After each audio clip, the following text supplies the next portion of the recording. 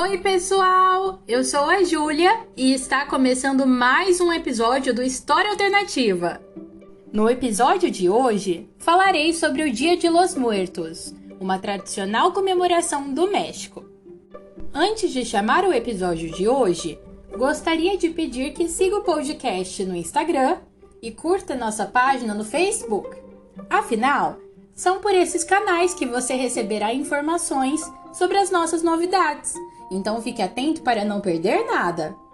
Também não se esqueça de avaliar o podcast com as 5 estrelas se estiver nos ouvindo pelo Spotify.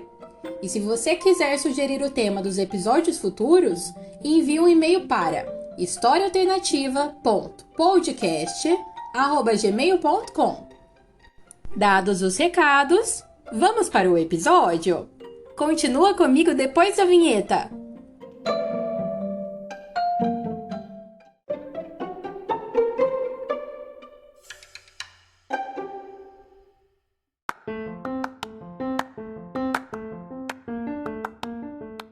Entre os dias 31 de outubro e 2 de novembro, o México é tomado pelos festejos do Dia de los Muertos, o Dia dos Mortos em tradução livre.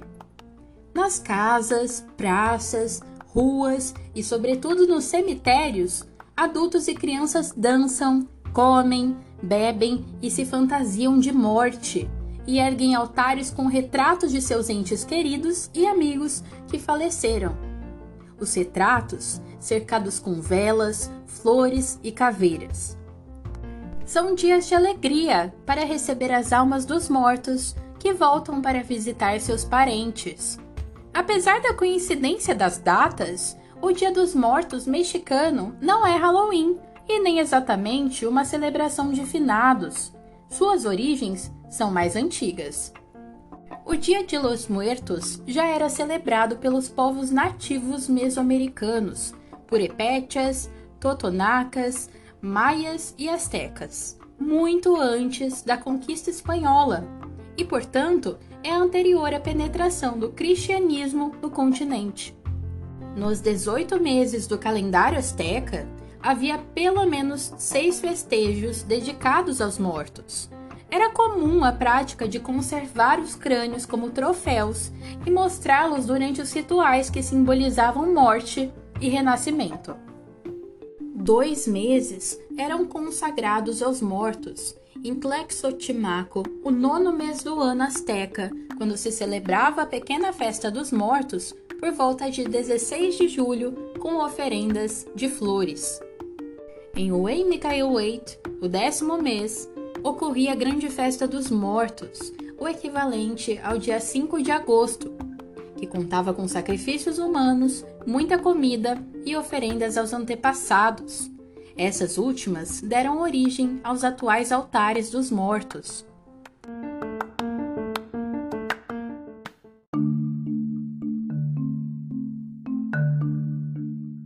Nossa perspectiva sobre a vida e a morte está profundamente marcada pelo pensamento judaico-cristão, segundo o qual vida e morte se opõem de maneira excludente.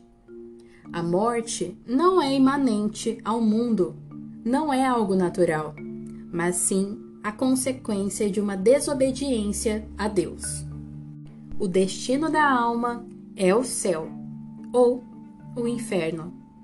Sob essa ótica, nossa noção de tempo é linear, começando em um passado remoto e se dirigindo ao futuro.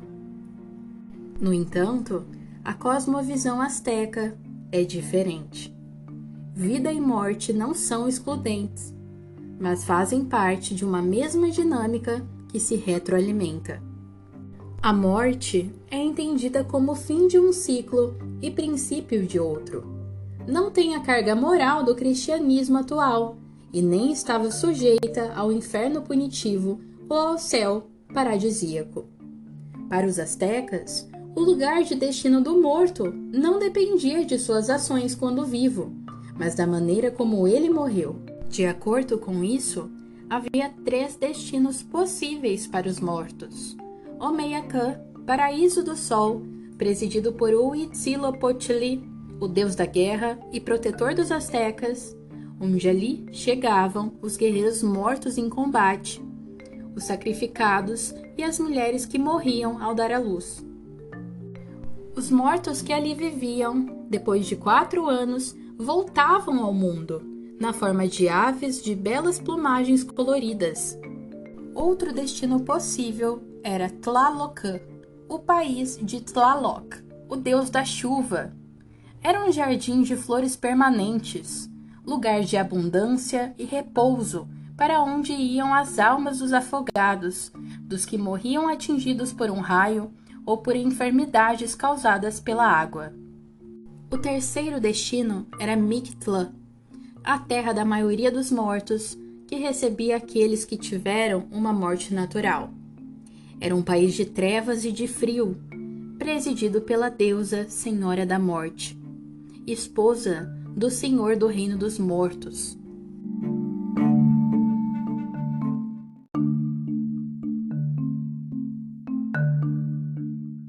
Haviam 9 níveis ou regiões que o morto deveria atravessar, enfrentando obstáculos que expressavam os estágios de decomposição de seu corpo e os tormentos infligidos pelos monstros devoradores. Após 4 anos, quando toda a carne havia desaparecido e só restavam os ossos, a morte havia terminado, e o morto, então, poderia descansar na presença da Senhora e do Senhor dos Mortos. Para os astecas, Mictlan tinha um duplo caráter. Além de lugar dos mortos, era também onde germinava a vegetação e fornecia o alimento que nutre os homens, local que gera vida e para onde se regressa. A mesma ideia de vida e morte estava associada ao ventre feminino, considerado um submundo fecundo. O ventre que abriga a criança que está por nascer é, por analogia, Mictlan. O nascimento é vida, mas pode também levar à morte da mãe. Mictlan, além de terra dos mortos, também era o lugar que deu origem à humanidade atual. Na mitologia asteca, o deus Xolotl, na forma de um cão-esqueleto com os pés virados para trás, trouxe de Mictlan as ossadas secas de uma antiga raça, e elas foram fecundadas pelo sangue dos deuses do céu e do herói civilizador. Surgiu assim o homem primordial, gerado dos ossos dos mortos e do sangue dos deuses.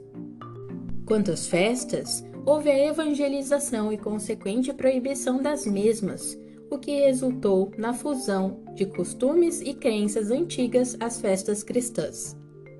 As festas astecas para os mortos foram reunidas no dia de finados, 2 de novembro, mas na prática elas começam antes, no dia 31 de outubro.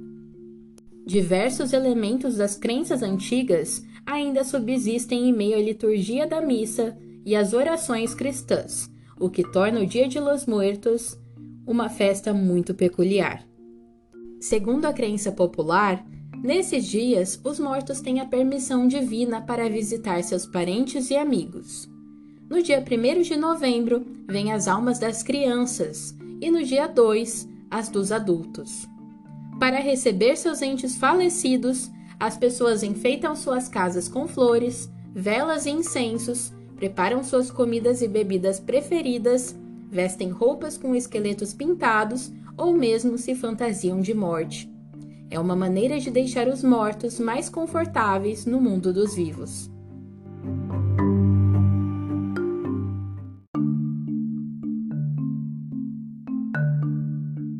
Em 2003, o Dia de los Muertos foi declarado Patrimônio Cultural Imaterial da Humanidade pela Unesco, que considerou a data, abre aspas, uma das representações mais relevantes do patrimônio vivo do México e do mundo, e como uma das expressões culturais mais antigas e de maior força entre os grupos indígenas do país. Fecha aspas.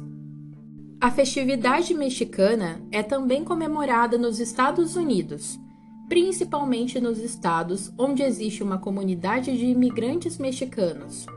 Esse é o caso do Texas, do Arizona e da Califórnia. No entanto, já se observa com frequência cada vez maior a presença de elementos típicos do Halloween nos festejos do Dia de los Muertos. Daí, existe a preocupação dos próprios mexicanos em preservar o Dia de los Muertos como parte do patrimônio cultural imaterial sobre outras celebrações similares.